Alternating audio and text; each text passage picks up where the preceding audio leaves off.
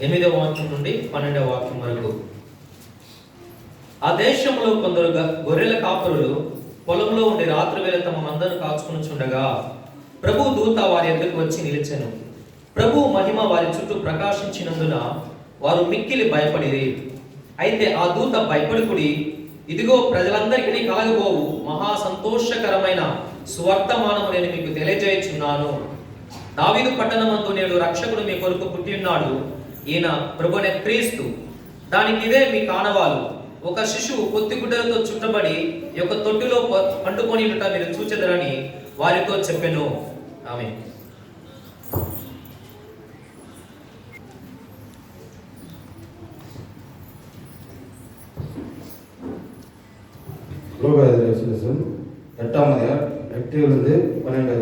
அப்பொழுது அந்த நாட்டிலே மேய்ப்பவர் வயல்வெளியிலே நோக்கி தங்கி ராத்திரியிலே தங்கள் மந்தையை காத்து கொண்டிருந்தார்கள்.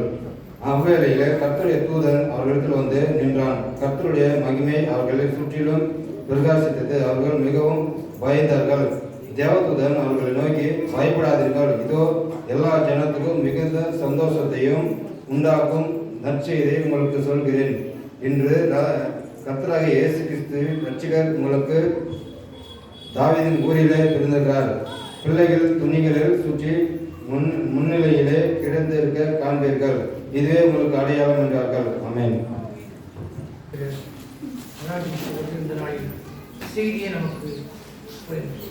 ఒక సమయంలో రాజేష్ బ్రదర్ మన మధ్యలో యొక్క సమయంలో వాక్య భాగాన్ని మన మధ్యలో పంచుకుంటారు.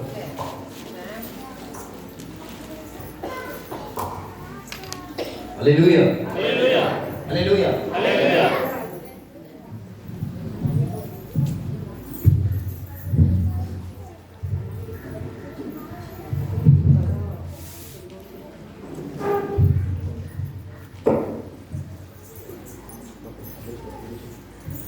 హల్లెలూయా, హల్లెలూయా, హల్లెలూయా.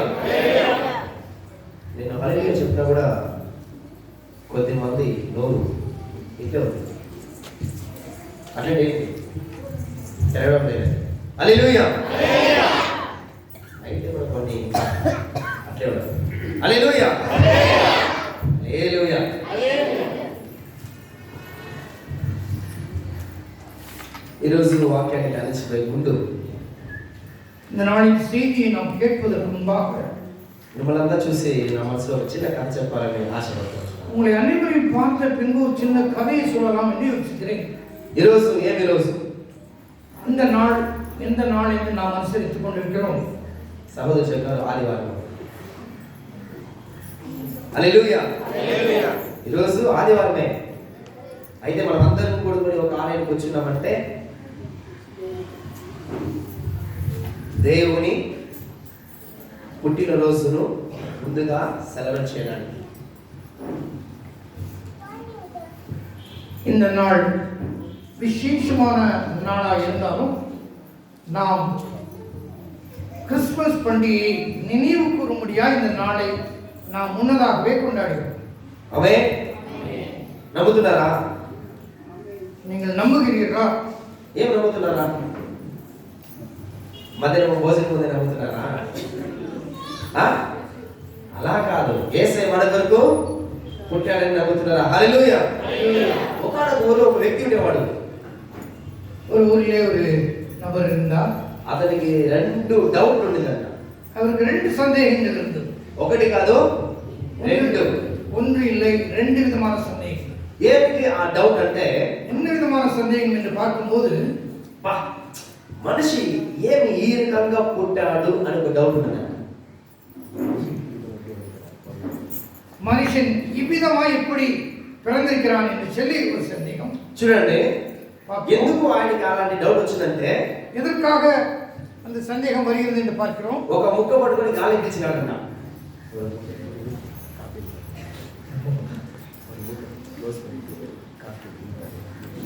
ஒரு மூக்கை அவர் மூடிக்கொண்டு அவர் சுவாசிக்க ஆரம்பித்தார். ఇంకొక దాన్ని పట్టుకొని ఎత్తే గాలి పీల్చినాడు. இன்னொரு மூக்கை திரும்ப பிடித்துக் கொண்டு அவர் மூச்சை வெளியே விட்டார். చూడండి, ఒకటి క్లోజ్ అయిన ఒక దాంట్లో ఎలాగైనా గాలి మనకు వస్తుంది అనుకున్నాడు. ஒரு மூக்கை மூடினாலும் இன்னொரு மூக்கின் வழியாக அங்கே காற்று வந்து போகக்கூடிய சூழ்நிலை இருக்கின்றது.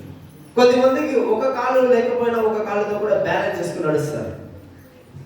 ஒரு கால் இல்லாவிட்டாலும் இன்னொரு காலை வைத்துக்கொண்டு அவர்கள் பேலன்ஸ் பண்ணி நடந்து கொள்வார்கள். అయితే ఒకే కాలు నడచడానికి చాలా కష్టం.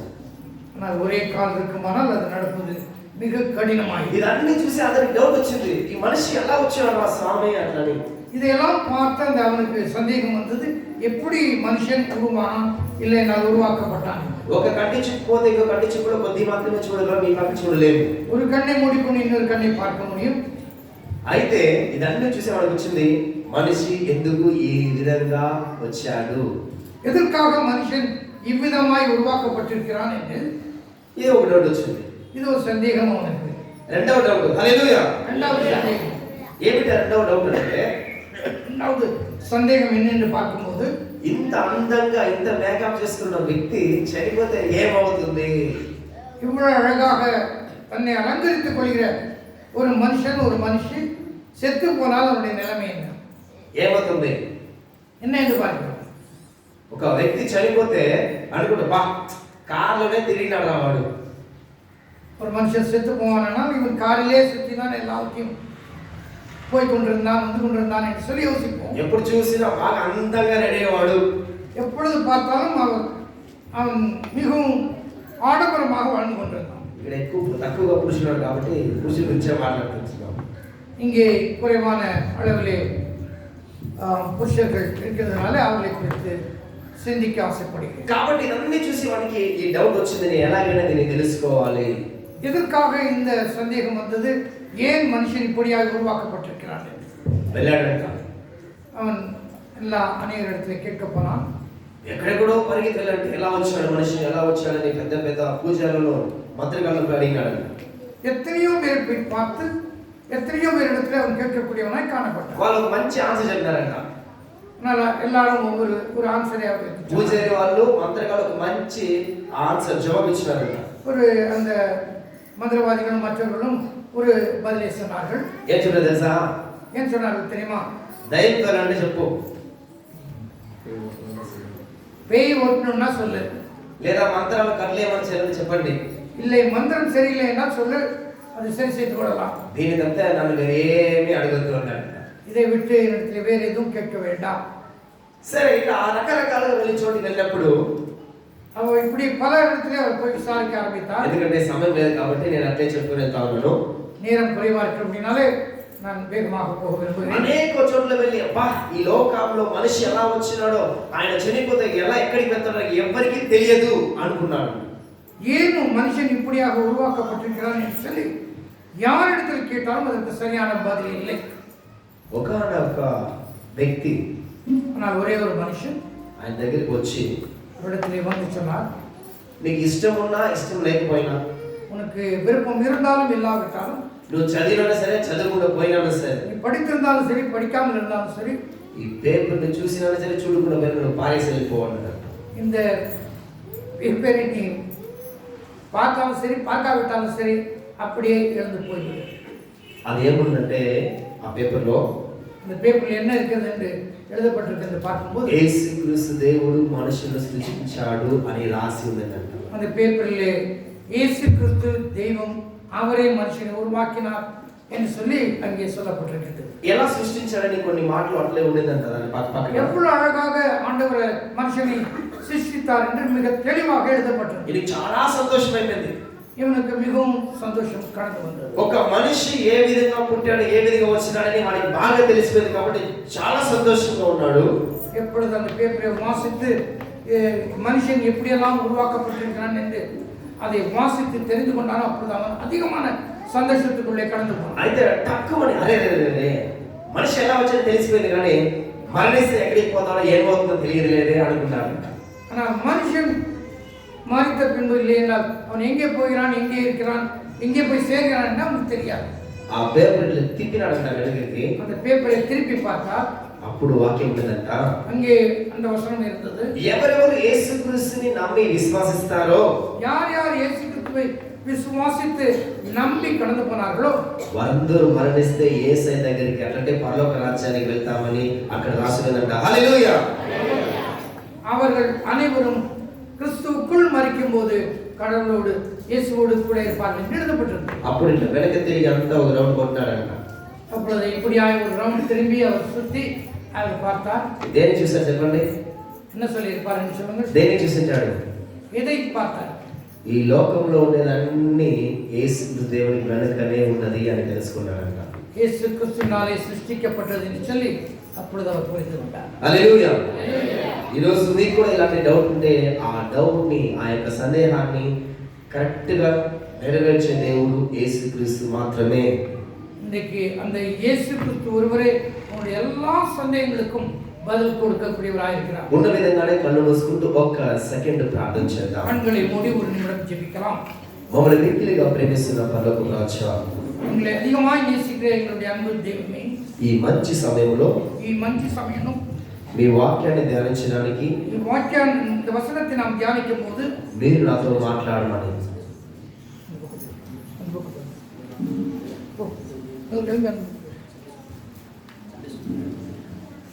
మీరు నాతో మాట్లాడమని நீ என்னோடு பேசுங்க என்று యేసు నామములో ప్రార్థిస్తున్నాము తండ్రి. இயேசுவின் நாமத்துக்கு நல்லதுதான். ఆమేన్. హల్లెలూయా. నేను అప్పుడప్పుడు హల్లెలూయా అంటూనే ఉంటాను. நான் அப்பொழுது உங்களுக்கு ஹல்லேலூயா என்று சொல்லிக்கொண்டே இருப்பேன். ఎందుకు చెప్పండి? எதற்காக என்று பார்க்கும்போது నాకు ఒక మంచి అలవాటు ఉంది. எனக்கு ஒரு நல்ல பழக்கம் உண்டு. నేను వస్తాను ఇక్కడే ఎదురు చూడండి అని చెప్తే చాలు. நான் வருகிறேன் நீங்கள் இங்கே இருங்கள் என்று சொல்லும்போது, మీరు ఇక్కడే ఉండండి అని చెప్తే చాలు. நீங்கள் இங்கே இருங்கள் என்று சொல்லும்போது 5 నిమిషాలు ఉంటాను, 5 நிமிஷம் இருக்கும், 10 నిమిషాలు ఉంటాను, 10 నిమిషம் இருக்க முடியும். మళ్ళీ నాకు నిద్ర వచ్చేస్తుంది. ஆனால் அதற்கு பின்பு மிக கஷ்டமான ஒரு நேரம். ఎందుకంటే నాకు నిద్ర వచ్చేస్తుంది. హల్లెలూయా. ஏனென்றால் அப்பொழுது நமக்கு தூக்கம் வர ஆரம்பிக்கிறது. మనకు కూడా ఇంట్లో కూర్చుంటే నిద్రే రాదు. ஆனால் நாம் முன்னால் உட்கார்ந்து இந்த ஹல்லேலூயா சொல்லிக் கொண்டிருப்போம்னா தூக்கம் வராது. అందుకే నేను ఎవరైనా జస్ట్ మీరు కళ్ళు మూసుకున్నా సరే ఇట్లా వంగినా సరే హల్లెలూయా అని చెప్పేస్తాను అన్నమాట. யாராவது தூக்கத்துக்கு ஆர்வமாக தூங்கி விடுவீர்கள் ஆனால் ஹல்லேலூயா சொல்ல வேண்டியதாக இருக்கும். 3 సార్లు నేను మిమ్మల్ని హల్లెలూయా హల్లెలూయా చెప్తా. 3 முறை ஹல்லேலூயா என்று சொல்லும்போது దయచేసి దేవుడి సన్నిధిలో మనం భయభక్తిగా ఉండాలి. ஆனால் நாம் தேவனுடைய சன்னிதானத்திலே பயபக்தியோடு இருக்கணும். 4 వాళ్ళ పేర్లు చెప్పి మరి నేను హల్లెలూయా అంటాను. ஆனால் பேர்களை சொல்லி ஹல்லேலூயா சொல்லும்படியாக என்னை வைக்க வேண்டாம் என்று கேட்டுக்கொள்கிறேன். హల్లెలూయా. చదువుకుందాం ఈ రోజు ఏంటంటే ஏனென்றால் లూకా రాసిన సువార్త லூக்கா எழுதின சுவிசேஷம் 2వ అధ్యాయము 2ஆம் அதிகாரம் 10వ వాక్యాన్ని మనం చదువుకుందాం. 10ஆம் వచனத்தை நாம் వాசிக்கலாம். అయితే ఆ దూత భయపడుకుడి, ఇదిగో ప్రజలందరికీ కలుగుపోవు మహా సంతోషకరమైన సువార్తమానము నేను మీకు తెలియజేయుచున్నాను. தேவதூதன் அவர்களை நோக்கி பயப்படாதீர்கள், இதோ எல்லா ஜனத்திற்கும் மிகுந்த சந்தோஷத்தை உண்டாக்கும் நற்செய்தியை உங்களுக்கு அறிவிக்கிறேன். ఆమేన్. హల్లెలూయా. ఒక చిన్న విజ్ఞప్తి ఏమిటంటే వాక్యాన్ని చదివే దయచేసి మైక్ లో చదివితే అందరికీ వినబడుతుంది. வாக்கியத்தை வாசிக்கிறவர்கள் மைக்கிலே வாசிப்பீர்களானால் மற்றவர்களுக்கு கேட்கக்கூடியதாக இருக்கும். మరి ఒకసారి ఆ వాక్యాన్ని మైక్ లో చదువుదాం. బ్రదర్ నోయల్ గారు లోపల కూర్చొని మైక్ లో చదువుతారు.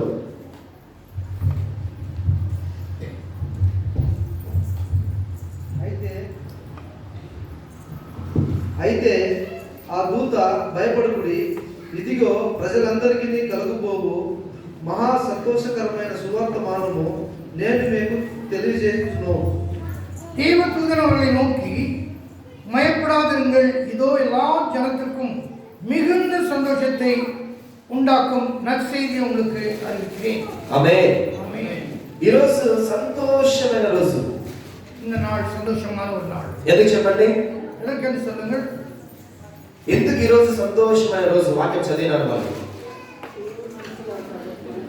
యేసుక్రీస్తు దేవుడు మనకు పుట్టి ఉన్నాడు అని మంచి శుభవార్త. ఏమిటంట? இந்த நாளிலே நாம் வேதத்திலே வாசித்தது போல இன்னைக்கு ஒரு நற்செய்தி உண்டு. என்ன என்று பார்க்கும்போது ఒక మంచి శుభవార్త ఏమిటి అంటే எதற்காக அந்த வசனம் சொல்லப்பட்டிருக்கு என்று பார்க்கும்போது మనం సంతోషంగా ఉండాలంట. దేనికంటే நாம் சந்தோஷமா இருக்க வேண்டும். எதற்காக? యేసుక్రీస్తు దేవుడు నీకు నాకు ఈ రోజు పుట్టి ఉన్నాడు. ఆమేన్. இயேசு கிறிஸ்து தேவன் இன்றைக்கு உங்களுக்காகவும் எனக்காகவும் பிறந்திருக்கிறார். కాబట్టి ఈ రోజు మనం ఏం చేయాలి? இன்றைக்கு நாம் என்ன செய்ய வேண்டும்? సంతోషపడాలి. హల్లెలూయా. சந்தோஷமா இருக்க வேண்டும். ఏం చేయాలి మనము? కాబట్టి మీరంతా నవ్వుతా ఉండే ముఖాలే పెట్టుకుని కూర్చోవాలి. ఎవరు ఉండకూడదు, అంతా నవ్వుతానే ఉండాలి. మీ పళ్ళంతా కనబడాలి. హల్లెలూయా. நாம் எப்படி உட்கார்ந்து இருக்கிறோம் என்று சொல்லி நம்மை நாமே பார்த்துக்கோ. ఈ రోజు దేవుడు ఎవరిని తెలియని అనేక మంది రకరకాలుగా చేస్తున్నారు. ஆனால் இன்றைக்கு தேவன் நம் ஒவ்வொருவரையும் ஒவ்வொரு விதமாக சிருஷ்டித்திருக்கிறார். అయితే మనకు దేవుడు ఎవరిని మనకు తెలుసు, ఆయన వచ్చాడని మనకు తెలుసు. కాబట్టి మనం నవ్వుతానే వాక్యం వినాలి. இன்றைக்கு நாம் பார்க்கும் பொழுது தேவன் எதற்காக இந்த உலகத்துக்கு ஜென்மித்தார், எதற்காக இங்கே வந்தார் என்று சொல்லி நம் அனைவருக்கும் நாம் தெளிவாக. కాబట్టి మంచి సువార్త, సంతోషకరమైన రోజు ఈ రోజు, சந்தோஷமான நாள் இந்த நாள் என்று நாம் பார்க்கிறோம். దేవుడు పుట్టడమే ఒక సంతోషం. இயேசு கிறிஸ்து பிறந்ததே நமக்கு ஒரு பெரிய சந்தோஷமா இருக்கிறது. ఆమేన్. హల్లెలూయా. ఎందుకంటే యేసుక్రీస్తు పుట్టడమే ఒక సంతోషం. కాబట్టి ఆ సంతోషం దేవుని దగ్గర ఉంటే ఎలా వస్తుందని ఒక రెండు వాక్యాలు చదువుకుందాం. என்னுடைய சன்னிதானத்திலே இயேசு ஏன் பிறந்தார், அந்த சந்தோஷம் எப்படி வருகிறது என்று சொல்லி நாம் வசனத்தை வாசிக்கலாம்.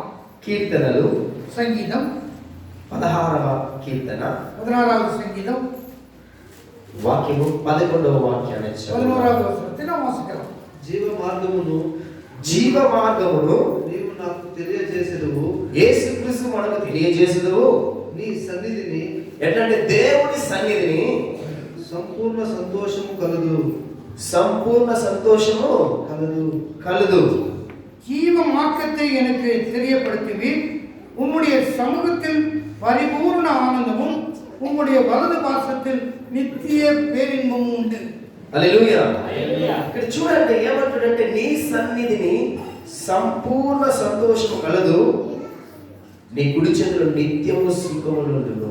இன்னைக்கு நாம் பார்க்கும் பொழுது உம்முடைய சந்நிதியிலே மிகுந்த சந்தோஷமும் உம்முடைய கூடுகையிலே ஆண்டவருடைய மகிழ்ச்சியும் உண்டு என்று பார்க்கிறோம். లోకంలో ఎక్కడ వెళ్ళినానో ఏది చేసినా మనకు సంతోషం ఉండదు. நாம் உலகத்திலே மற்ற எந்த காரியத்தை செய்தாலும் கூட நமக்கு அந்த விதமான சந்தோஷம் கிடையாது. మనకు సంతోషము సుఖము కావాలంటే ఎక్కడికి రావాలి?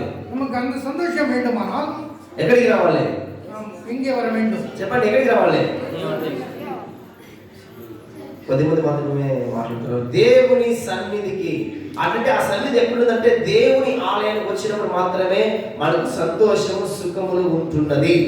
தேவனுடைய சந்நிதியிலே வந்தால் மட்டுமே அந்த சந்தோஷத்தை நாம் பெற்றுக்கொள்ள முடியும். ఈరోజు మనం చక్కగా తెలుసుకోవాలి. இன்னைக்கு நாம் அதை தெளிவாக புரிந்து கொள்வோம். ఎక్కడెక్కడో బయలుదేరి ఎక్కడెక్కడో పోయి కూర్చుంటున్నాం, ఏదేదో చేస్తుంటున్నాం. நாம் எங்கெங்கேயோ போய் எங்கெங்கோ உட்கார்ந்து எதையோ நாம் கேட்டுக்கொண்டிருக்கிறோம். అక్కడ మీకు సంతోషము సుఖములు ఉండదు. அங்கே நமக்கு சந்தோஷம் உண்டா என்று பார்க்கும் பொழுது இல்லை என்று நாம் தெரிந்து கொள்ள முடியும். నీకు సంతోషము సుఖము కావాలంటే దేవుని సన్నిధికే రావాలి. நமக்கு சந்தோஷமும் மகிழ்ச்சியும் வேண்டுமானால் கர்த்தருடைய சந்நிதிக்கு நாம் வர வேண்டும். కాబట్టి అనేక మంది దేవుని సన్నిధికి రావాలంటే ఎలా వస్తాయి, ఏమొస్తుంది లేదా, ఎందుకు పోవడం అవసరమా అనుకుంటాము. ஆனால் தேவனுடைய சந்நிதிக்கு நாம் வரும் பொழுது அது நாம் வருவது சரிதானா இல்லையா என்று சொல்லி பல விதத்தில் யோசித்துக் கொள்கிறோம். అదే పనికి పోతే డబ్బులు వస్తుంది, దేవుడు అనకపోతే ఏం వస్తుంది అనుకునే వాళ్ళు చాలా మంది ஆனால் ఉన్నారు. வேலைக்கு போனால் நமக்கு சம்பளம் கிடைக்கும், பணம் கிடைக்கும் என்று சொல்லி நாம் தெரிந்து கொள்கிறோம். అదే ఫంక్షన్కి పోతే అక్కడ భోజనం వస్తారు, చర్చికి వెళ్తే నాకేం వస్తుంది అనుకునే వాళ్ళు చాలా మంది ఉన్నారు. அநேக நாம் கல்யாண வீட்டுக்கோ மற்ற காரியங்களுக்கோ போவோமானால் அங்கே நமக்கு ஆகாரம் கொடுக்கப்படுமானால் ஆலயத்துக்கு போனால் என்ன கிடைக்கும் என்று சொல்லி நாம் ఈరోజు మనం చక్కగా తెలుసుకోవాలి. దేవుని ఆలయానికి మనం వస్తే మనకు సంపూర్ణ సంతోషము సుఖములు నిత్యం ఉంటుందని వాక్యం సెలవిస్తున్నది. ஆனால் இன்றைக்கு நாம் வசனத்தை வாசிக்கிறோம். ஆண்டவருடைய சமூகத்திற்கு சந்நிதிக்கு வரும் பொழுது மகிழ்ச்சியும் சந்தோஷமும் உண்டு. హల్లెలూయా. కాబట్టి దేవుని ఆలయానికి రావాలా, ఒక నిర్ణయం చేసుకోవాలి. நீங்கள் ஆண்டவருடைய சந்நிதிக்கு வருவீர்களானால் இந்த காரியங்களை நீங்கள் பெற்றுக்கொள்ளலாம். ఇంకో కార్యం చూసుకుందాం. ఫిలిప్పీయులకు రాసిన పత్రిక, தெரிந்து கொள்ளலாம். ఫిలిప్పీయులకు రాసిన పత్రిక பிலிப்பியர்களின் நிருபம் అందరికి తెలిసిన వాక్యము 4వ అధ్యాయము 4వ వాక్యాన్ని చదువుకుందాం. பிலிப்பியர் 4:4 ఎల్లప్పుడూ ప్రభునందు ఆనందించుడి, మరలా చెప్పుదును ఆనందించుడి. ఫిలిప్పీ 4:4 వాక్యం మైక్లో ఒకసారి చదువుకుందాం. கர்த்தருக்குள் எப்பொழுதும் சந்தோஷமாயிருங்கள், சந்தோஷமாயிருங்கள் என்று மறுபடியும் சொல்லுகிறேன். ఎల్లప్పుడూ ప్రభునందు ఆనందించుడి, మరలా చెప్పుదును ఆనందించుడి. మనోళ్ళకి ఒకసారి చెప్తే వినబడదు, 2 సార్లు చెప్పాలి. అందుకే దేవుడు కూడా 2 సార్లు చెప్తున్నారు. చూడండి వాక్యము. ஆகவே இங்கு 2 முறை சொல்லப்பட்டிருக்கின்றது. 2 முறை சொன்னால் மட்டுமே அதை புரிந்து கொள்ள முடியும் என்று சொல்லி நாம் அறிந்திருக்கிறோம். ఎల్లప్పుడూ ప్రభునందు ఆనందించుడి.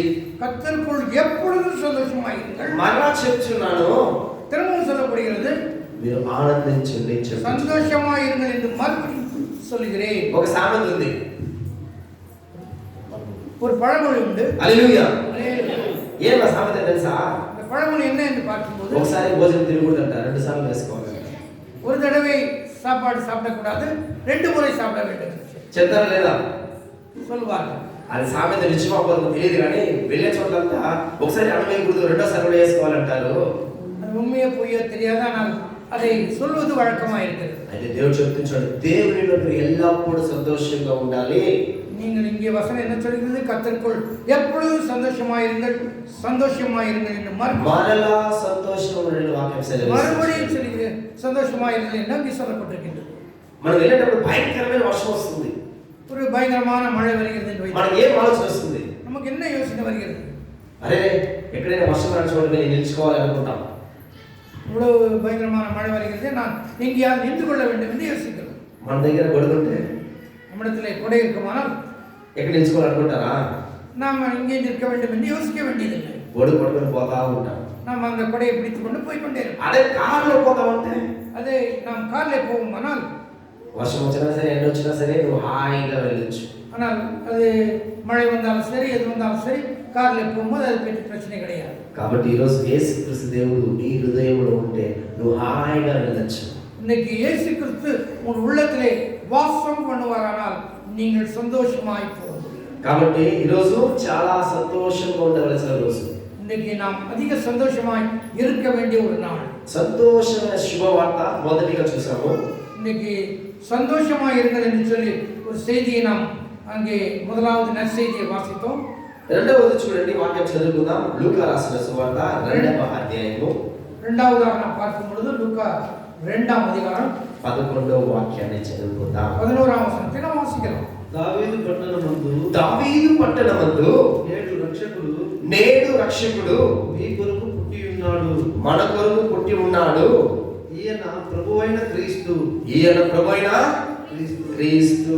இன்று கர்த்தராகிய கிறிஸ்து என்னும் இரட்சகர் உங்களுக்கு தாவீதின் ஊரிலே பிறந்திருக்கிறார். రెండవదిగా మనం చూడవలసినది అంటే రక్షణ. இரண்டாவது நாம் பார்க்கும் பொழுது ரட்சிப்பு. హల్లెలూయా. హల్లెలూయా. ఎప్పుడు యేసుక్రీస్తు దేవుని నమ్మి ఆయనలో జీవిస్తామో, இன்றைக்கு நாம் இயேசு கிறிஸ்துவை விசுவாசித்து நாம் ஜீவிக்கிறோமோ అప్పుడే మనకు రక్షణ వస్తుంది.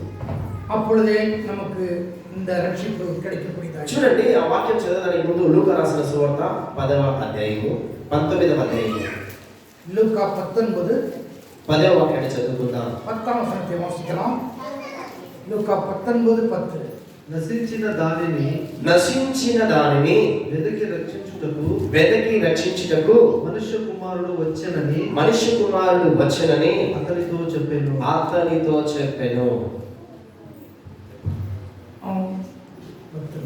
இழந்து போனதை தேடவும் ரட்சிக்கவுமே மனுஷகுமாரன் வந்திருக்கிறார் என்றார். హల్లెలూయా. నేను పాపమే చేయలేదు అనే వాళ్ళ చేతులు ఎత్తొచ్చు. నేను పాపమే చేయలేదు. కొంతమంది చెప్తారు పాపం అంటే నాకు తెలియదు అనే వాళ్ళు ఎవరు ఉన్నారా? யாராவது நான் பாவம் செய்யவில்லை, இல்லை என்றால் பாவத்தையே அறியேன் என்று சொல்லக்கூடியவர்கள் இருக்கிறார்கள். நம்முடைய கரங்களை உயர்த்தலாம். ఎవరుంటారు? మేము కూడా ఎవరుంటారు? யாரும் இல்லை என்று நாம் பார்க்கிறோம். మనుషులంతా ఎక్కువగా పాపంతోనే ఉంటారు. ஏனென்றால் மனுஷன் பாவத்தில் தான் வாழ்ந்து கொண்டிருக்கிறார். ఎలాంటి పాపం తెలుసా? எப்படிப்பட்ட காரியம் என்று பார்க்கும்போது ఒక వాక్యం చదువుకుందాం. ఆది కాండము நாம் அதை தெரிந்து கொள்ளலாம். ஆதியாகமம் 6వ అధ్యాయము 6ஆம் அதிகாரம் 5వ వాక్యాన్ని చక్కగా చదువుతారు. దయచేసి అందరూ వినండి. 5ஆம் వచనத்தை நாம் వాసిக்கலாம். నరుల చెడుతనము భూమి మీద గొప్పదనియు వారి హృదయము వారి హృదయం యొక్క తలంపులలోని ఊహ అంతయు ఎల్లప్పుడూ కేవలము చెడ్డదనియు యెహోవా చూచి తాను దేవుడు భూమి మీద నరులను చేసినందుకు యెహోవా సంతాపము నుండి తన హృదయంలో నొచ్చుకొనెను. తన హృదయంలో నొచ్చుకొనెను. தமிழிலே 5:6 மனுஷனுடைய அக்கிரமம் பூமியிலே பெருகினது என்றும் அவன் இருதயத்துக்கு நினைவுகள் தோற்றமெல்லாம் நித்தமும் பொல்லாதது என்றும் கர்த்தர் கண்டு தாம் பூமியிலே மனுஷனை உண்டாக்குவதற்காக கர்த்தர் மனஸ்தாபப்பட்டார். அது அவர் இருதயத்துக்கு விசனமாய் இருந்தது. చూడండి, మనుషుడు ఎప్పుడు చూసినా పాపంతోనే ఉన్నారంట. எப்பொழுதுமே மனுஷன் பாவத்திலே வாழ்ந்து கொண்டிருக்கிறான். దేంట్లో ఉన్నాడంట? எதிலே పాపంలోనే, பாவத்திலே வாழ்ந்து கொண்டிருக்கிறான். ఇలాంటి కార్యాన్ని చూసి చూసి దేవునికి ఏమైపోయింది? మనుషుల పైన మరి ఎక్కువగా ప్రేమ వచ్చింది, కోపం రాలేదు. இப்படிப்பட்ட பாவத்தின் காரியங்களை பார்த்து பார்த்து மனுஷனுக்கு அது கோபம் வரவில்லை. அதற்கு பின்பாக நாம் பார்க்கிற காரியம் என்ன? ప్రేమ వచ్చింది మనుషుల அவனுக்குள்ளே அதன் மேலே இன்னும் விருப்பம் வந்து அதை செய்யக்கூடியவனாக இருக்கிறான். ఒక తండ్రి తన కుమారుడు పాపం చేస్తే కొడతాడు, తిడతాడు. ஆனால் ஒரு தகப்பன் என்ன செய்கிறான்? ஒரு மகனோ மகளோ தப்பு செய்யும் பொழுது தண்டிக்கக்கூடியவனாக இருக்கிறான். అందుకే యేసుక్రీస్తు దేవుడు నశించిన వారిని వెతకి రక్షించిన కొరకు ఈ లోకానికి వచ్చాడు. அதற்காகவே இங்கே பார்க்கிறோம், இயேசு கிறிஸ்து இந்த உலகத்திற்கு நம்முடைய பாவங்களை மன்னிப்பதற்காகவே அவர் வந்தார். చాలా మంది ఎందుకు యేసుక్రీస్తు దేవుడు వచ్చాడు? ఇదే ఒక అర్థం, ఇదే ఒక రీజన్. இயேசு கிறிஸ்து இந்த உலகத்திற்கு வந்ததுக்கு காரணமே அதுதான். మనమందరం పాపంతోనే జీవిస్తాం. అది కేవలం పాపం అంట. ఇప్పుడు చూడండి, ఒక దొంగ వచ్చినాడు అనుకోండి. இங்கே நாம் அனைவரும் பாவத்தில் தான் வாழ்ந்து கொண்டிருக்கிறோம். அது மிகவும் கேவலமான ஒரு காரியமாக இருக்கிறது. ఒక దొంగ ఉన్నాడు అనుకోండి, ஒரு திருடன் இருக்கிறான் என்று வைத்துக் கொள்வோம். మన ఆలోచనలో ఏముండే, ఎప్పుడు ఏం చూసినా ఎలా ఉంటుంది? அவனுடைய யோசனை எப்பொழுது எப்படிப்பட்டதாக இருக்கும்? ఎలా దొంగలించాలా, எப்படியாவது நம்ம திருடி விட வேண்டும். దీనికి ఎలాంటి ప్లాన్ వేయాలి? இது எல்லாவற்றுக்கும் காரணம் என்ன? కాబట్టి వాడు ఊహ ఎప్పుడు దొంగతనం చేయాలి అలాంటి ఆలోచనతోనే ఉంటాడు. நாம் எப்படியாவது திருட்டுத்தனம் செய்ய வேண்டும் என்றுதான் இந்த யோசனை வந்து கொண்டே இருக்கும். కాబట్టి ఇలాంటి వారిని మార్చడానికే, ஆனால் இந்த இவர்கள் இப்படிப்பட்ட பாவத்தில் விழுந்தவர்களை மாற்றுவதற்காகவே, అందుకే నశించిన దానిని వెతికి రక్షించుటకు మనుష్య కుమారుడు ఈ లోకానికి వచ్చాడు. இந்த இப்படிப்பட்ட பாவத்திலே வாழ்ந்து நாசமாய் போய் கொண்டிருக்கிற மனுஷனை ரட்சிக்க முடியாக இயேசு கிறிஸ்து உலகத்திற்கு வந்தார். మత్తయి రాసిన సువార్త மத்தேயு எழுதின சுவிசேஷம் 1వ అధ్యాయము 1ஆம் அதிகாரம் 21వ వాక్యము 21ஆம் வசனத்தை வாசிக்கலாம். ఆమె యొక్క కుమారుని కన్నును, ఆమె ఒక కుమారుని కనును, తన ప్రజలను వారి పాపముల నుండి ఆయనే రక్షించును కనుక ఆయనకు యేసు అను పేరు పెట్టుదును అని. ఏమని పేరు పెట్టారంట? ఏం పేరు? వినబడలే, ఏం పేరు? ఇంకా జోరుగా ఏం పేరు? ఈ యొక్క నా యొక్క పాపములను క్షమించడానికి ఎవరు పుట్టారంట? యేసుక్రీస్తు దేవుడు పుట్టాడు. హల్లెలూయా. మళ్ళీ ఆ వాక్యం మనం చదువుకుందాం. அவள் ஒரு குமாரனை பெறுவாள், அவருக்கு இயேசு என்று பெயரிடுவாயாக, ஏனெனில் அவர் தமது ஜனங்களின் பாவங்களை நீக்கி அவர்களை ரட்சிப்பார் என்றார். இதற்காகவே இயேசு கிறிஸ்து உலகத்திற்கு வந்தார். ఆమేన్. కాబట్టి మనం ఆలోచించుకోవాలి, ఏం తెలుసా? நாம் யோசிக்க வேண்டிய ஒரு காரியம் என்ன? నేను ఒక తప్పు చేసినప్పుడు நாம் தவறு செய்யும் பொழுது మనం గ్రహించాలి. நாம் அதை யோசிக்க வேண்டும். అరే నా కొరకు యేసుక్రీస్తు దేవుడు వచ్చి నా యొక్క పాపములను క్షమించాడు, ఇంకా నేను పాపంలోనే ఉన్నానా అనే ఒక ప్రశ్న మన హృదయంలో రావాలి. இயேசு கிறிஸ்து இந்த உலகத்திற்கு வந்து பாவங்களை மன்னிப்பதற்காகவே கடந்து வந்தார். நான் பாவம் செய்து கொண்டே இருப்பேன், ஆனால் நம்முடைய குணத்தப்பட வேண்டும், அதிலிருந்து விடுவிக்கப்பட வேண்டும். చూడండి, మొదటిగా సంతోషమైన శుభవార్త ఏంటంటే యేసుక్రీస్తు దేవుడు నగలు పుట్టినాడు. முதலாவது நாம் பார்த்தோம், முதலாவது சுவிசேஷம் என்ன என்று பார்க்கும் பொழுது இயேசு கிறிஸ்து இந்த உலகத்தில் பிறந்தார் என்று சொல்லி. రెండవదిగా ఆయన రక్షించడానికి ఈ లోకానికి వచ్చాడని చూసి, இரண்டாவதாக நாம் பார்க்கிற காரியம், அவர் ரட்சிக்கும்படியாக, நம்மை பாவத்திலிருந்து மீட்டுக் கொள்ளும்படியாக இந்த உலகத்திற்கு வந்தார். ఈ రక్షణ ఏమిటంటే మొదటిగా నశించిన వారందరినీ రక్షించినట్టు, இந்த ரட்சிப்பு எதற்காக தேவை என்று பார்க்கும் பொழுது அழிந்து போகிற ஆத்மாவை மீட்டுக் கொள்ளும்படியாக, రెండవదిగా ప్రతి ఒక్కరి పాపముల నుంచి విడిపించుటకు రెండవది చూసాం. இரண்டாவதாக பார்க்கும் பொழுது நம்ம அனைவரையும் இந்த எல்லா விதமான பாவங்களிலிருந்து நம்மை விடுவிப்பதற்காக வந்தார். మూడవ పాపం చూసామా? மூன்றாவது காரியத்தை நாம் பார்க்கலாம். 1 యోహాను 1 யோவான் 4వ అధ్యాయము 4ஆம் அதிகாரம். 1 యోహాను 1 யோவான் 4ஆம் அதிகாரம் 14వ వాక్యాన్ని చదువుకుందాం. 14వ వచనத்தை நாம் வாசிக்கலாம். మరియు తండ్రి తన కుమారుని లోక రక్షకుడుగా ఉండుటకు పంపి ఉండుట మేము చూచి సాక్ష్యం ఇచ్చుచున్నాము. 14:15 பிதாவானவர் குமாரனை உலக ரட்சகராக அனுப்பினார் என்று நாங்கள் கண்டு சாட்சியிடுகிறோம்.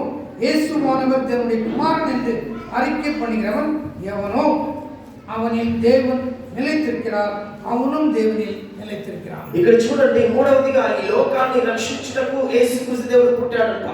மூன்றாவது நாம் பார்க்கும் பொழுது இங்கே அந்த பாவ வாழ்க்கையிலிருந்து ரட்சிக்கப்பட்டது மட்டுமல்ல, ஆண்டவருக்குள் நிலைத்திருப்பதற்காக அங்கே ஆண்டவர் வந்தார் என்று பார்க்கிறோம். హల్లెలూయా, హల్లెలూయా.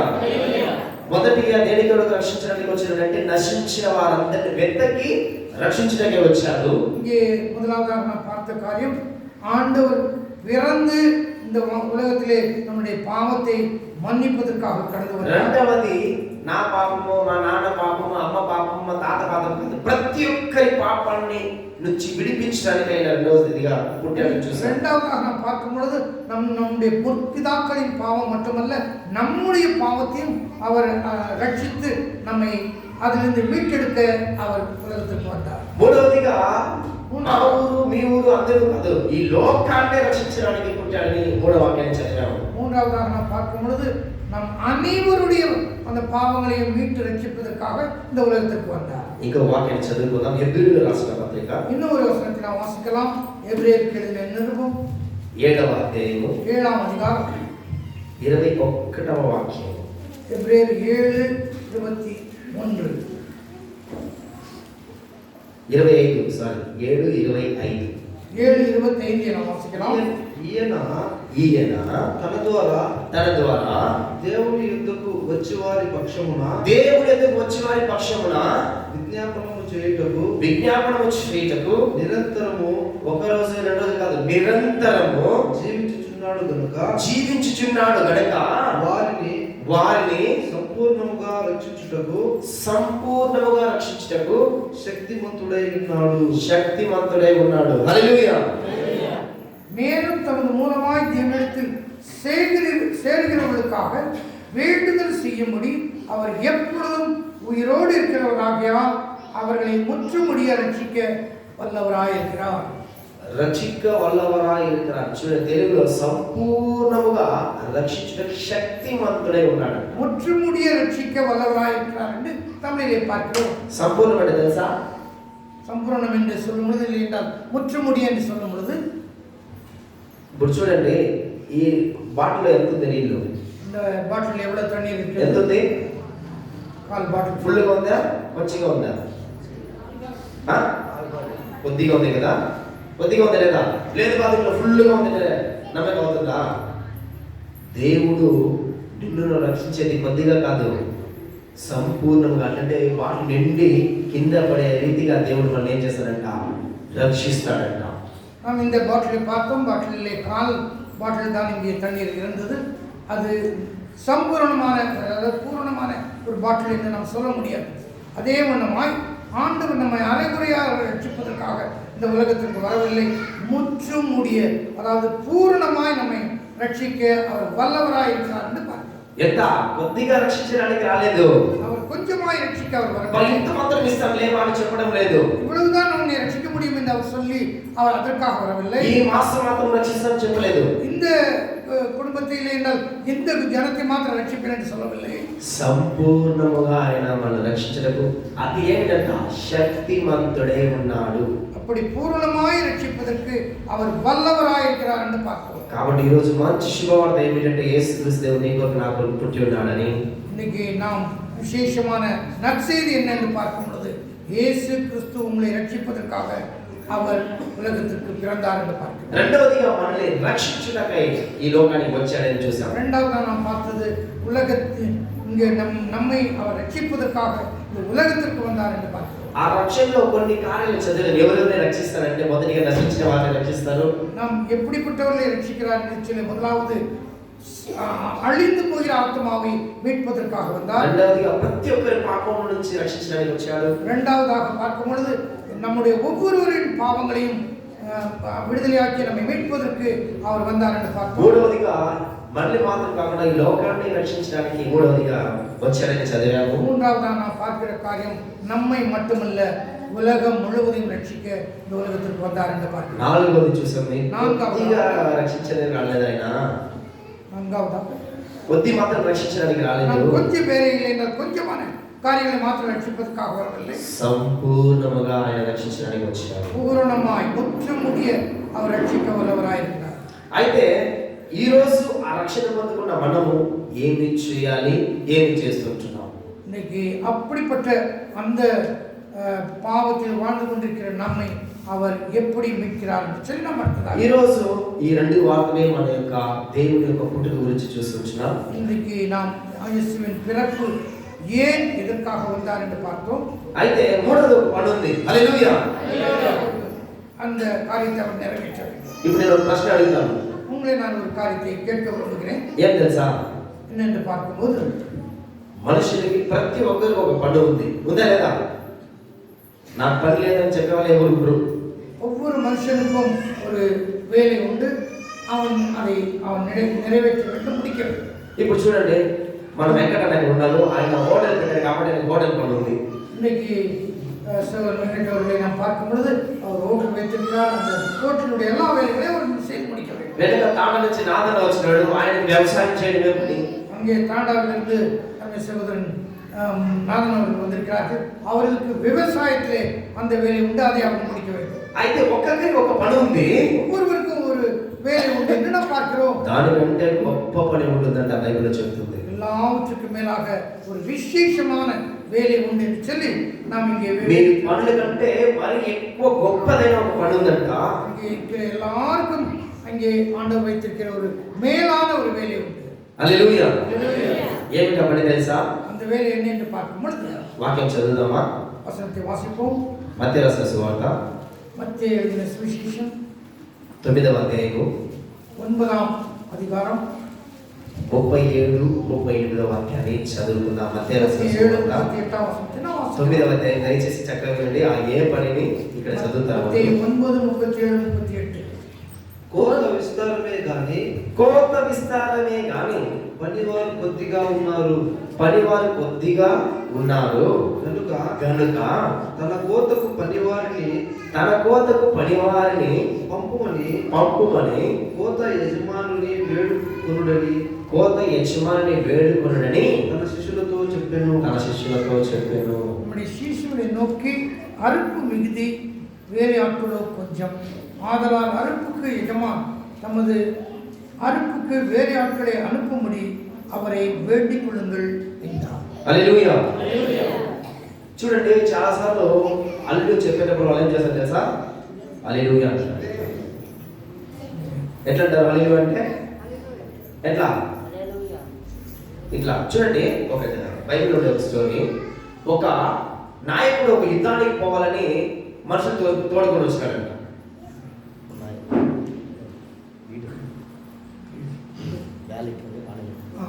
ஒரு எஜமான் தன்னுடைய வேலைக்கென்று தன்னுடைய தோட்டத்தில் வேலை செய்வதற்காக அநேக வேலையாட்களை தேடி கடந்து போனார். అక్కడ చూడండి, దాదాపు 32 లక్షల పైగా జనాలు ఉన్నారంట ఆపోజిట్ లో. அங்கே பார்க்கும் பொழுது அங்கே 32 லட்சம் பேர் அங்கே வேலைக்காக அவங்க காத்து கொண்டிருக்கிறார். మన దగ్గర 32,000 మాత్రమే ఉన్నారు. ஆனால் இங்கே பார்க்கும்போது 32 பேர் மாத்திரமே இருக்கிறார்கள். దేవుడు చెప్పాడంట, கடவுள் சொன்னார், అరే ఎందుకు 32,000 మంది అన్నాడంట. எதற்காக அந்த 32 பேர் வேண்டும்? ఈ చెప్పాడంట, ప్రభు ఆ 32 లక్షలు ఉన్నారు, 1 లక్ష 1000 మంది నా దగ్గర ఉన్నారు అంటే, அங்கே 32 லட்சம் பேர் இருக்கிறார்கள், நாம் எப்படி இவர்களை அனுப்ப முடியும் என்று சொன்னார். బైబిల్ వాళ్ళు వెళ్ళిపోండి చెప్పు అని చెప్పాడంట దేవుడు. யாருக்கு பயம் இருக்கிறதோ அவர்கள் போய்விடலாம் என்று சொன்னார். 22,000 మంది వెళ్ళిపోయారంట. அங்கே பார்க்கும்போது 22 பேர் போய்விட்டார்கள். ఇలా లాస్ట్ దాదాపు ఎంతమంది వచ్చినారంటే 700 మంది వచ్చి నిలిచినారంట. கடைசியாக அவர் ஒவ்வொன்றாய் சொல்லி வரும் பொழுது 7 பேர் மாத்திரம் வந்து நின்றார்கள். 700 మంది మాత్రమే ఉన్నారంట. 700 பேர் மாத்திரமே அங்கே நின்றார்கள். అప్పుడు దేవుడు అడిగాడంట, ప్రభు 700 మంది ఉన్నారు, ஆண்டவரே 700 பேர் மாத்திரமே இருக்கிறார்கள். ఆ పక్క 32 లక్షల మంది ఉన్నారు అన్నాడు. ஆனால் அங்கே 32 லட்சம் பேர் இருக்கிறார்கள். అప్పుడు చెప్పాడు, "ఏ కన్ఫ్యూజన్ భయపడొద్దు. அவர்களை குறித்து நீ பயப்பட வேண்டாம். నేను చెప్పిన పని నువ్వు చేస్తా ఉండు" అన్నాడు. நான் சொல்லுகிற காரியத்தை நீ செய்தால் 700 మంది కంటే ఎక్కువ మాట్లాడాడంట దేవుడు. அங்கே அதிகமான பேர் இருந்தாலும் அதை குறித்து நீ கவலைப்பட வேண்டாம். ఇప్పుడు ఈ 700 మెంబర్స్ హల్లెలూయా 700 మంది ఏం చేసినారంటే తెలుసా? இப்பொழுது அந்த 700 பேர் என்ன யோசித்தார்கள் என்று பார்க்கும்போது పక్కన ఒక చెరువు ఉంది, అందరు నీళ్ళు తాగమని చెప్పాడు. அங்கே அந்த 700 பேரையும் கூப்பிட்டு பக்கத்திலே ஒரு ஏரி உண்டு, அந்த அதிலே போய் தண்ணீர் குடிங்கள் என்று சொல்லி. చెరువులో ఎట్లా నీళ్ళు తాగుతాం మనము? இங்கே அந்த நதி ஓடிக்கொண்டிருக்கிறது, அதிலே அங்கே எப்படி போய் குடிப்பார்கள்? చేతులు ఎత్తి ఇలా తాగుతాం కదా. கரங்களிலே அள்ளி குடிப்பார்கள். కొంతమంది దాదాపు 300 మంది 400 మంది చేతులతో ఎత్తి తాగినారంట. 400 మంది. ஆனால் அங்கே பார்க்கும் பொழுது 400 பேர் என்ன செய்தார்கள்? கரங்களிலே அள்ளி தண்ணீரை குடித்தார்கள். 300 మంది అనుకుంటారంట, இந்த 300 பேர் அங்கே பார்க்கும்போது నీళ్ళు తాగడానికి చేతులు అవసరమా? தண்ணீர் இப்பொழுது நமக்கு தேவைதானா? నీళ్లు తాగడానికి మన చేతులు అవసరమా? நமக்கு நாம் தண்ணீர் குடிப்பதற்கு கை அவசரம் தானா? అనేసి ఏం చేస్తున్నారంటే ஆனால் தேவன் என்ன சொன்னார்? వాళ్ళు నాలుగు నాకి తాగినారు. அங்கே அவர்கள் நாக்கினால் நக்கி குடிக்கக்கூடியவர்களாய். ఎట్లా బా ఎవరు వచ్చి లేచి చేతులు ఎత్తి తాగేది నేను అట్లా నాలుగుతో నాకేసే పోతానన్నాడు. யாருப்பா கரங்களிலே அள்ளி குடிக்க முடியும்? அங்கே அதெல்லாம் வேண்டாம், அப்படியே நக்கி குடிக்கலாம் என்று சொல்லி அவர்கள் அப்படியே செய்தார்கள். మనోళ్ళకి చేతులు ఎత్తి నీళ్లు తాగడం కూడా చాలా కష్టం. వాళ్ళు చూడండి, அவர்களுக்கு கரங்களிலே தண்ணீரை அள்ளி கொடுப்பது கூட அவர்களுக்கு கஷ்டம். కాబట్టి ఎవరెవరంతా చేతులతో யாரெல்லாம் తాగారో யாரெல்லாம் கைகளிலே அள்ளி குடித்தார்களோ వాళ్ళ ఇంటికి వెళ్ళిపోతున్నారు. அவர்கள் எல்லாம் வீட்டுக்கு போய் சொல்லிவிட்டார். వీడికి ఒకే భయమైంది. அவர்கள் அங்கே திரும்பி போக சொன்னார்கள். నీళ్లు తాగడానికే వీళ్ళు సోమేరిగా ఉన్నారు. நீ தண்ணீர் குடிப்பதற்கே இவர்களுக்கு இவ்வளவு சோம்பேறித்தனம் என்றால் ఈ యుద్ధం ఏం చేయబోతున్నాడో నేను భయపడుతున్నాను. மற்றவர்கள் என்ன செய்ய போகிறார் என்று சொல்லி அங்கே பார்க்கிறோம். అయితే దేవుడు వాళ్ళ యుద్ధాన్ని జయించాడు. அங்கே ஆண்டவர் அவர்களை அப்படியாய் தெரிந்து கொண்டார். కాబట్టి హల్లెలూయా అనేటప్పుడు మనం ఏం చేస్తాం? ఇదే அல்லேலூயா சொல்லி நாம் நம்மை ஆண்டவரை தெரிந்து கொள்வார். హల్లెలూయా అంటే చేతులు ఇంతే. కొద్దిమంది ఇట్లా చేతులు మాత్రము అట్లా ఎక్కడ లోపలికి తాకున్నట్లు. அல்லேலூயா சொல்லுங்கள் என்ன, சிலர் இப்படி சொல்வார்கள், சிலர் இப்படி சொல்வார்கள், சிலர் கைகளை தூக்கி హల్లెలూయా అంటే చేతులు తీసి, హల్లెలూయా అంటే చేతులు పైకి తీయాలి. ஆனால் அல்லேலூயா சொல்லும்போது கரங்களை உயர்த்தி நாம் சொல்ல வேண்டும். దేవునికి మహిమ. தேவனுக்கு மகிமை என்று நாம் ప్రభు నేను మహిమ పరుస్తున్నానని చెప్పడమే చేతులు పైకి తీయడం. ஆண்டவரே சகல மகிமையும் உமக்கே என்று சொல்லி நாம் அதை சொல்வது. 300 మంది నీళ్ళు తగినట్లు లేదు, మనం ఏ కూడా చేసుకునే చేతులు ఇట్లే పెట్టుకుంటామంట చాలా మంది. ஆனால் அந்த 300 பேர் அங்கே தண்ணீரை நக்கி குடித்து அவர்கள் அந்த யுத்தத்துக்கு ஆயத்தமானார்கள். హల్లెలూయా హల్లెలూయా హల్లెలూయా. ఇంకా చేతులు లేదు. హల్లెలూయా హల్లెలూయా హల్లెలూయా. చూడండి, ఒక డాక్టర్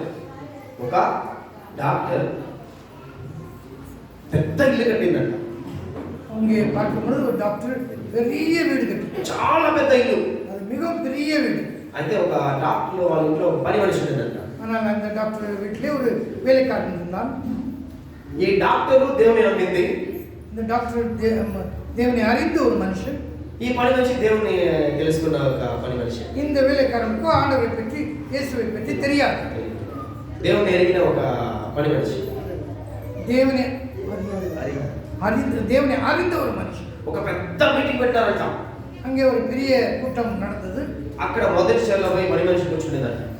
அங்கே முதல் சேரிலே அந்த பெரிய மனுஷன் அந்த வேலைக்காரன் போய் அங்கே முதலாவதாக உட்கார்ந்துட்டார். అక్కడ ఒక డాక్టర్ వచ్చి కూర్చున్నాడంట తెలియకుండా. அங்கே ஒரு டாக்டர் வந்து உட்கார்ந்தார் பக்கத்திலே. అక్కడ పాస్టర్ చెప్పాడు హల్లెలూయా అని చేతులు తీసి పెంచున్నాడంట. அப்பொழுது அந்த டாக்டர் 2 கரங்களையும் உயர்த்தி அல்லேலூயா என்று சொல்லி அங்கே துதிக்கக்கூடியவர்களாய் காணப்பட்டார். హల్లెలూయా అంటే ఈ పని మనిషి చేతులు తీసి హల్లెలూయా హల్లెలూయా హల్లెలూయా చెప్పారేమో. இந்த வேலைக்காரன் கரங்களை தூக்கி அல்லேலூயா அல்லேலூயா என்று சொல்லிக் கொண்டே இருந்தார். ఈ డాక్టర్ చూసి ఇట్లా చూస్తున్నాడు. கொஞ்ச நேரம் அந்த டாக்டர் பார்த்தார். నా పని మనిషి చేయొద్దు, నేను చేయొద్దమ్మా. ஏன் வேலைக்காரன் கை தூக்குமா, நான் தூக்கணுமா? నేను చేయొద్దు.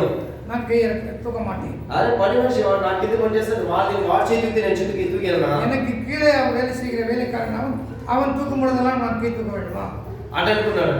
என்று அவன் யோசித்தார். మీటింగ్ అయింది, எல்லாம் அந்த கூட்டம் முடிந்தது. బయట వచ్చినాడు.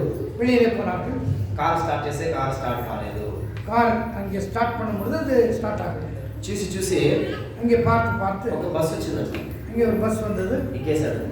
அந்த பஸ்ஸை ஏறி ఒక జనల్ పక్కన కిటికీ పక్కన కూర్చున్నాడు. இங்கே ஜன்னல் பக்கமாக உட்கார்ந்து கொண்டார். పోతా పోతా ఉంటే போய்கொண்டே இருக்கிறார்கள். వాళ్ళ ఫ్రెండ్ ఆపోజిట్ లో వస్తున్నాడంట బైక్.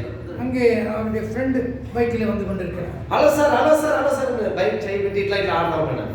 அப்பொழுது அந்த பைக்கை பார்த்து அந்த ஃப்ரெண்டை பார்த்தவர் நினைச்சதா ஹலோ சார் என்று கூப்பிட்டார். వెనక వచ్చిన లారీ ఆయన చేయిని గుద్దేసేది. அந்த பின்னால் வந்த லாரி அவருடைய அந்த கரங்களை நீட்டி அவர் நிறுத்தி அந்த டாக்டர் அந்த மற்றவரை கூப்பிட்டு பைக்கில் வந்தவரை கூப்பிட்டு கொண்டிருந்ததுனாலே அந்த கை அடித்து கொண்டு அது உடைந்து போயிடுச்சு. అప్పుడు అనుకున్నాడంట, இப்பொழுது யோசித்தார், దేవుడికి హల్లెలూయా చెప్పని చెయ్యి ఈ రోజు ఇట్లా అయితే చూసినారా. தேவனுக்கு அல்லேலூயா சொல்ல முடியாத அந்த கை எனக்கு இப்படி ஆயிடுச்சு என்று சொல்லி కాబట్టి మీకు ఎలాంటి బలహీనత ఉన్నా కూడా సరే చేతులు తట్టి పాడేటప్పుడు హల్లెలూయా చేసేటప్పుడు మీరు విశ్వసించినట్లయితే ఆ యొక్క బలహీనతలన్నీ మారిపోతుంది. హల్లెలూయా. நீங்கள் எப்படிப்பட்ட சூழ்நிலையிலே எப்படிப்பட்ட பலவீனத்தில் இருந்தாலும் கரங்களை தட்டி நீங்கள் பாடி ஆண்டவரை துதிக்க மகிமைப்படுத்த கற்றுக்கொள்ள வேண்டும். కాబట్టి దేవుడు ఈ రోజు మనకు పని పెట్టాడు. ఏమిటంటే ఇంత మాత్రం రక్షణ పొందుకోవాలనుకున్నాడా? தேவன் நமக்கு ஒரு வேலை வைத்திருக்கிறார். இவர்கள் மாத்திரம் ரட்சிக்கப்பட வேண்டும் என்று சொல்லி வைத்திருக்கிறாரா? మా ఇంట్లో నేను మాత్రం రక్షణ పొందే చాలు, మా నాయన ఎట్లా పోని, మా అమ్మ ఎట్లా పోని అనుకుంటున్నామా? என்னுடைய வீட்டிலே என்னுடைய மாமியும் நான் ரட்சிக்கப்பட்டால் போதும், மற்றவர்களாம் எப்படி போங்கள் என்று சொல்லி ஆண்டவர் விட்டு விடுகிறவர்கள். ఆ పని ఏం తెలుసా? அப்படி பணி என்னன்னு பார்க்கும்போது వాళ్ళని కూడా రక్షణ పొందుకోవడానికి వాళ్ళ కోసం మనం ప్రార్థన చేయాలి, వాళ్ళకి దేవుడి గురించి చెప్పాలి అనేది మనకి ఈరోజు ఉన్న పని. இன்றைக்கு நாம் பார்க்கும் பொழுது அவர்களுக்கும் சுவிசேஷத்தை சொல்ல வேண்டும், அவர்களும் ரட்சிக்கப்பட வேண்டும். కోత విస్తారం ఉందంట. இங்கே பார்க்கும் பொழுது உலகம் விரிவாய் காணப்படுகிறது. అయితే పని వాళ్ళు కొద్ది మందికి మాత్రమే ఉన్నారు. ஆனால் வேலைக்காரர்கள் குறைவாய் இருக்கிறார்கள். మన భారతదేశంలో 139 కోట్ల జనాభా పైన ఉన్నారంట. 139 crores above. இன்னைக்கு இந்தியாவில் பார்க்கும்போது 139 கோடி மக்கள் இருக்கிறார்கள். అయితే క్రైస్తవులు క్రిస్టియన్స్ అంటే 4%, 5% మాత్రమే ఉన్నారు. ஆனால் இங்கே பார்க்கும் பொழுது கிறிஸ்தவர்கள் என்று பார்க்கும் பொழுது 4 இல்லை 5% தான் இருக்கிறார்கள். ఇది రక్షణ పొందుకున్నట్లా? இது ரட்சிக்கப்பட்டதனுடைய அடையாளமா? లోకాన్నే రక్షించడానికి వచ్చిన దేవుడు ஆண்டவர் உலகத்தையே ரட்சிக்க கடந்து வந்தார். ఇంకొక వాక్యాన్ని చదువుకొని మనం ముగించుకుందాం. இன்னொரு வசனத்தை வாசித்து நாம் முடிக்கலாம். లూకా రాసిన సువార్త லூக்கா எழுதின சுவிசேஷம் 10వ అధ్యాయము 10ஆம் அதிகாரம் 1-2 వాక్యాలు చదువుకుందాం. 1-2 நாம் வாசிக்கலாம். అటు తరువాత అటు తర్వాత ప్రభు 70 మంది ఇతరులను నియమించి 70 మంది, ఎంతమంది? 70 మందిని నియమించాడంట దేవుడు.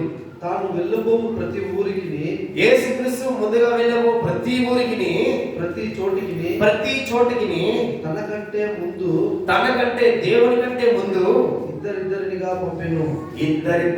పంపాడు. పంపినప్పుడు ఆయన వారితో వారితో వెళ్ళిన 70 మందితో ఇట్లా అన్నాడంట దేవుడు. వినండి, కోత విస్తారంగా ఉన్నది కానీ పనివారు కొద్ది మంది, పని చేసేవారు కొద్ది మంది మాత్రమే ఉన్నారు. కాబట్టి కోత యజమానుని తన కోతకు పనివారిని పంపవేడుకునుడి. ఏం చేయాలంట? ఈరోజు రక్షించడానికి మనమందరము పని చేయాలంట. இவர்களுக்கு பின்பு கர்த்தர் வேறு 70 பேரை நியமித்து தாம் போகும் சகல பட்டணங்களுக்கும் இடங்களுக்கும் அவர்களை தமக்கு முன்பே 2 பேராக அனுப்பினார். அப்பொழுது அவர் அவர்களை நோக்கி, அறுப்பு மிகுதி, வேலையாட்களோ கொஞ்சம், ஆகையால் அறுப்புக்கு எஜமான் தமது அறுப்புக்கு வேலையாட்களை அனுப்பும்படி அவரை வேண்டிக் கொள்ளுங்கள் என்று பார்க்கிறோம். హల్లెలూయా. అక్కడ ఉన్నది ఓన్లీ 70 మంది, ఓన్లీ 70 మెంబర్స్ మాత్రమే ఉన్నారు. இங்கே இருக்கிறது 70 பேர் மாத்திரமே இருக்கிறார்கள். ఇక్కడ ఎంతమంది ఉన్నారు ఒకసారి చూద్దామా? இங்கே பார்க்கும்போது இங்கே எத்தனை பேர் இருக்கிறோம் என்று பார்க்கிறோம். ఒకసారి మీరే చూసుకోండి. ముందున్న వెనక తిరిగి చూడండి, వెనక మీరు చూడొచ్చు. ఇంతమంది பக்கம் திரும்பி பார்த்து எத்தனை பேர் இருக்கிறார்கள் என்று பார்க்கிறோம். ఆ రోజు 70 మంది దేవుని సువార్త చెప్పినందుకు ఇంత మంది మారామంటే இன்னைக்கு 70 பேரை ஆண்டவர் அனுப்பினாலே எத்தனை பேர் ஆண்டவருக்குள்ளே வந்திருப்பார்கள். ఈ రోజు దేవుని ఆలోచించి మనం అంతా బయటని దేవుడికి చెప్తే ఎంత మంది మారొచ్చు? இன்றைக்கு நாம் அனைவரும் வெளியே போய் அந்த சுவிசேஷத்தை சொல்வோமானால் எத்தனை பேர் ஆண்டவரை தெரிந்து கொள்ள முடியும்? ఈరోజు వాళ్ళని మార్చడానికి నీవు నేను ప్రయాసపడాలి. ఇదే దేవుని పని. இன்னைக்கு நாம் பார்க்கும் பொழுது தேவன் இப்படித்தான் நாம் அனைவரும் மற்றவர்களை மாற்ற வேண்டும் என்று சொல்லி பிரயாசங்களை எடுக்க வேண்டும் என்று விரும்புகிறார். కాబట్టి మీకు అన్ని పని ఉండొచ్చు, మీరు చాలా బిజీ, உங்களுக்கு ஏராளமான வேலைகள் உண்டு. అయినా కూడా దేవుని పని మంచి పని చేయడానికి మనం ஆனால் அதிலையும் உங்களுக்கு சிறிது நேரத்தை ஆண்டவருக்கு கொடுப்பீர்களானால் లాక్డౌన్ లో దాదాపు 2 లక్షల దగ్గర 2 కోట్ల దగ్గర వచ్చేసారంట మరణాలు. இன்னைக்கு நாம் பார்க்கும் பொழுது லாக்டவுன்ல நாம் பார்க்கும் பொழுது இங்கே கிட்டத்தட்ட 2 கோடி பேர் மரித்து போயிருக்கிறார்கள். சின்ன பார்க்கலாம். దాంట్లో రక్షణ పొందుకున్న వారు ఉన్నారు, రక్షణ పొందుకోలేని వారు ఉన్నారు. அதிலே ரட்சிக்கப்பட்டவர்கள் உண்டு, ரட்சிக்கப்படாதவர்கள் உண்டு. మా ఇంటి పక్కన చనిపోయింటే నన్ను లెక్క అడుగుతాడు, మీ ఇంటి పక్కన చనిపోయింటే నన్ను లెక్క అడుగుతాడు. இன்னைக்கு எங்களுடைய வீட்டுக்கு அருகிலே அவர்கள் மரித்து போயிருப்பார்களானால் என்னிடத்திலே கணக்கு கேட்பார்கள்.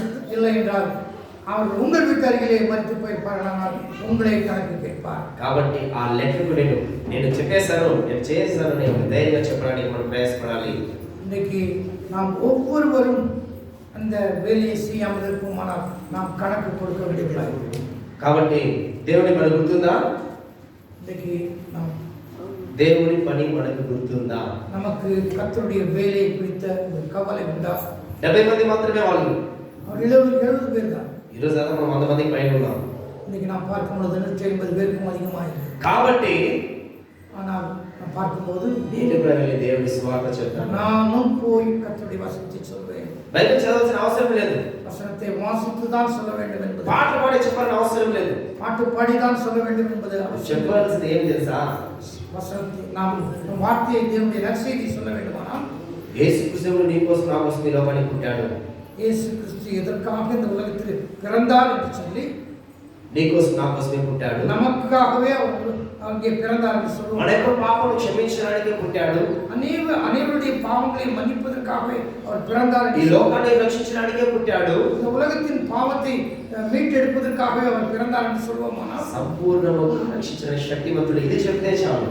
சம்பூர்ணமான அவர் ரட்சிக்க வல்லவராய் இருக்கிறார் என்று சொன்னார். ఇది చెప్తే ఖచ్చితంగా దేవుడు చెప్పిన మాటలతో వాళ్ళు క్రియేట్ చేసి అనేక మంది మాట్లాడి దేవుడు సహాయం చేస్తాడు. இன்னைக்கு அந்த ஒரு வார்த்தை அவரோடு தேவன் பேசி அவரை ரட்சிக்க வல்லவராய் இயேசு கிறிஸ்து இருக்கிறார்.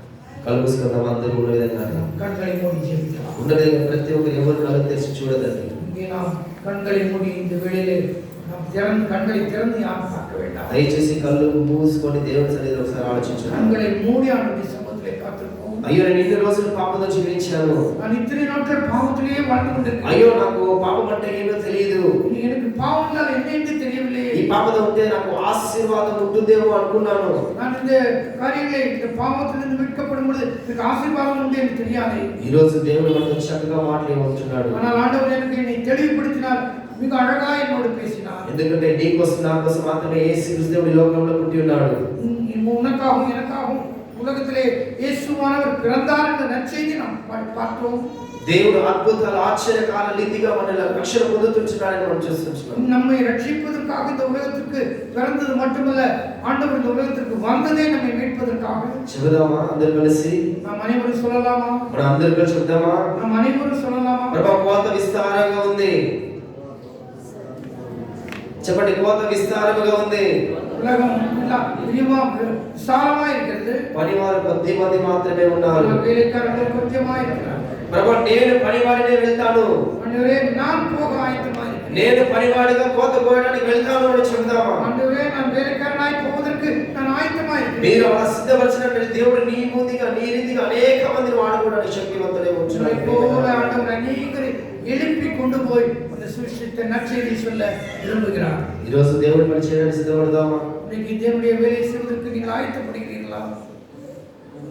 మమ్మల్ని మిగిలిగా ప్రేమిస్తున్న పరలోక రాజా, உங்களை அதிகமாய் நேசிக்கிற எங்கள் அன்புள்ள தேவனே, ఈ మంచి సభలో మిమ్మల్ని స్తుతించడానికి మహిమపరచడానికి இந்த அருமையான நேரத்திலே உங்களை துதித்து பாடி மகிமைப்படுத்துவதற்காக ప్రభు యొక్క రక్షణ సువార్తను విన్నాము తండ్రి. ஆண்டவரே ரட்சிப்பின் சந்தோஷத்தை குறித்து நாம் கேள்விப்பட்டோம். యేసుక్రీస్తు ఎందుకొరకే వచ్చాడు, ఎందుకొరకే మరణించబడ్డాడని ప్రతి ఒక్క కార్యం చూసాము తండ్రి. இன்றைக்கு இயேசு கிறிஸ்து உலகத்திற்கு ஏன் பிறந்தார், ஏன் மரித்தார் என்று சொல்லி நாங்கள் தெளிவாய் புரிந்து ఒక கொண்டோம். మనిషికి ఉన్న ఆ యొక్క డౌట్లన్నిటినీ ఈ యొక్క పరిశుద్ధ గ్రంథం వాక్యాలు వాళ్ళన్నిటికీ జవాబు ஒரு చేసేసి மனுஷனுக்கு இருந்த எல்லா சந்தேகங்களுக்கும் இன்றைக்கு ஆண்டவர் நீ பதில் கொடுத்ததுக்காக ஸ்தோத்திரம். కాబట్టి ఈ రోజు నీ నా మనసులో ఉన్న ప్రతి ఒక్క సందేహములన్నీ ఆయన మార్చి వేసి ఉంటున్నాడు. ஆனால் இன்றைக்கு நம்முடைய வாழ்க்கையில் ஆண்டவர் நமக்கு இருந்த எல்லா சந்தேகங்களையும் அவர் தெளிவுபடுத்தினார் என்று பார்க்கிறோம். కాబట్టి నేను పని చేస్తాను ప్రభువా, ஆண்டவர் என்னுடைய வேலை செய்வதற்கு நான் ஆயத்தமாய் నన్ను సిద్ధపరచండి.